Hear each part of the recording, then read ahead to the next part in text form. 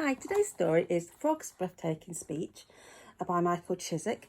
It's a lovely book about how children and also frogs can use yoga breathing to deal with anxiety, anger and tension. One warm sunny afternoon, the frog was sitting by the river's edge, looking very, very, very, very sad. Along came his friend the crocodile. When the crocodile looked at the frog's face, he asked, "Why so sad, frog?" Frog replied, "I'll tell you why I'm so sad. Tomorrow morning at frog school, I have to make a speech about breathing. I don't know much about breathing, and I am very, very, very, very scared." Crocodile listened carefully, smiled and said, "I know an interesting way to breathe. This is what I do. I breathe in through my nose and I breathe out through my nose." Frog, I would like to say this is a very interesting way to breathe because you breathe slowly and carefully in and out of your nose and it calms you down. Which means if you're worried, anxious or even frightened about something, this way of breathing will help you deal with it better. I'm very proud of this way of breathing.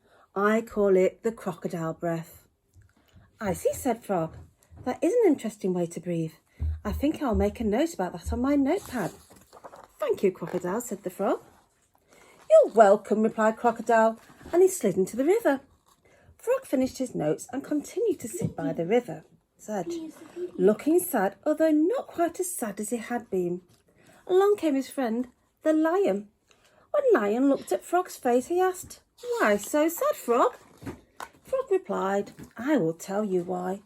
Tomorrow morning at frog school, I have to make a speech about breathing, and I don't know much about breathing, and I'm very, very, very scared." Lion listened carefully, smiled and said, "Now I know an interesting way to breathe. This is what I do. I breathe in through my nose, and I roar out through my mouth like this." And with that, he stretched apart each of his claws, raised an eyebrow, opened his jaws as wide as he could, stuck out his long pink tongue as far as it would go, and let out the most enormous roar you have ever heard. Frog, I would say that that's a very interesting way to breathe, because when you roar your breath out like that, it helps loosen your jaw, especially if your jaw has been feeling tense or tight. Also, if you practice this breath, your voice will become stronger and louder. This is good news because it means that teachers will stop saying, "Speak up, I can't hear you." I'm very proud of this way of breathing. I call it the lion's breath. "I see," said Frog. "That is an interesting way to breathe. Now I will make a note about it on my notepad." "Thank you, Lion." "You're welcome," replied the lion, and he slinked into the meadow. Frog finished his notes and he continued to sit by the river's edge, looking sad, although not quite as sad as before. Along came his friend, Hummingbee. When Hummingbee looked at Frog's face, he asked, "Why so sad, Frog?" Frog replied, "I will tell you why I'm so sad. Tomorrow morning at frog school, I have to make a speech about breathing. I don't know much about breathing. I am very, very scared." Hummingbee listened carefully, smiled and said, "I know an interesting way to breathe. This is what I do. I breathe in through my nose and I hum out through my mouth like this. And with that, he expanded his chest like a balloon and he breathed in through his nose. Effortlessly, he began to hum as he breathed out through his mouth. Hum. If I run out of breath, I just start again. And with that, he expanded his chest again and he breathed out and hummed even louder and longer than before. Frog, I would say this is a very interesting way to breathe, hummed the hummingbee, because it helps you hum and your headaches go away. If you don't have a headache, humming's a fun thing to do. I'm very proud of this way of breathing and I call it the hummingbee breath. "I see," said Frog. "That is an interesting way to breathe. I will make a note about that on my pad." "Thank you, Hummingbee." "You are welcome," replied the hummingbee, and he buzzed off to the poppy field.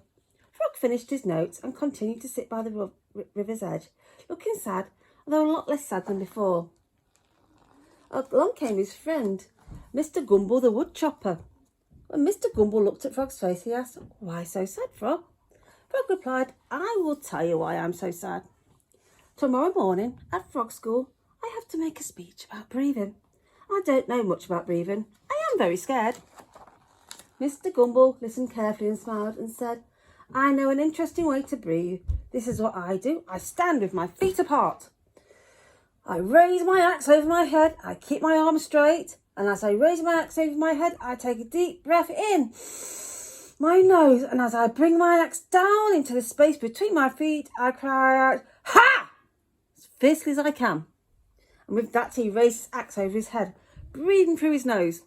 And then he brought down his axe towards the space between his feet, crying out, "Ha!" with all his might. "Frog, I would say that this is a very interesting way to breathe," said Mr. Gumble, "especially when you're angry. This is because when you use the ha breath, any anger that's trapped inside you is allowed to escape. And when your anger has escaped, you can feel calm and happy again. I'm very proud of this way of breathing. I call it the woodchopper breath." "I see," said the frog. "Now that is an interesting way to breathe. I will make a note of it on my pad. Thank you, Mr. Gumble." "You're welcome," replied Mr. Gumble, and he trudged off through the forest. Frog gathered his notes, hopped home as fast as his little green legs could carry him. He went straight to his room and he sat at his desk, using the notes carefully, and he wrote a speech. It was a challenge for him, but he soon completed his work. Next morning he woke up, dressed quickly in his best Frog School uniform, and he hopped off to school. He stood by the door that led to the hall, and he peered through the glass. There in the hall, waiting to hear his speech, were 300 frogs from Frog School. Frog felt more nervous and more anxious. He felt more worried. He was so scared. His hands were all clammy. He could feel butterflies in his tummy. Oh dear, he wondered, will I be able to talk? What shall I do to calm myself? Shall I do the lion breath? Shall I do the hummingbee breath? Maybe the woodchopper breath? Perhaps the crocodile breath? Frog made his decision. I shall choose the crocodile breath. He thought, that is the one to settle me down. He stood outside the hall and slowly, carefully breathing in through his nose and out through his nose for a full 5 minutes. When at last he felt calm enough, he strode into the hall confidently. The place felt silent, and 300 frog children stared at him waiting. Frog cleared his throat, and he began to speak. At that moment, all the anxiety seemed to disappear.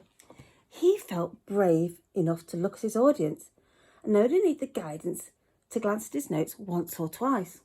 Gosh, he thought to himself, more than a little surprised, and they also look as if they're enjoying this. And indeed they were. The hall was stunningly silent. No one moved, no one hopped, no one spoke, and no one fidgeted. You could hear a pin drop, except, of course, Frog's voice. And that is why I think breathing is an interesting subject. Thank you for listening, Frog said, finishing his speech.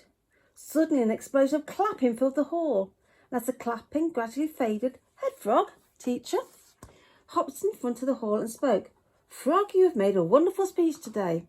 We could hear every word. It was enjoyable and interesting, and you told us some amazing things about breathing that will help us have better lives. It is an honour to present you with this certificate."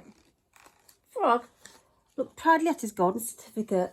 In his webbed hands it read, "Frog's Breathtaking Speech." He thought for a moment of how he'd changed his sadness to happiness, and he felt strong inside knowing that if problems came his way, he could at least solve some of them by using his breath.